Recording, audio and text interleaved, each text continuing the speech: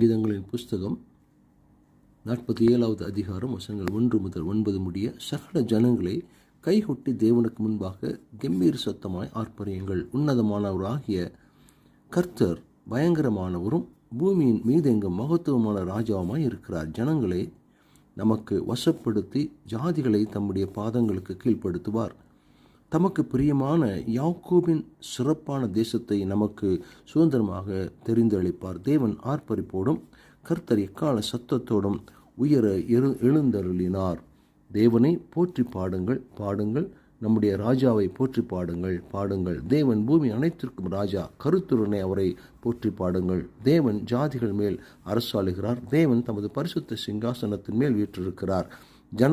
ஜனங்களின் பிரபுக்கள் ஆபிரகாமின் தேவனுடைய ஜனங்களாக சேர்க்கப்படுகிறார்கள். பூமியின் கேடகங்கள் தேவனுடையவைகள். அவர் மகா உன்னதமானவர். ஆமேன்.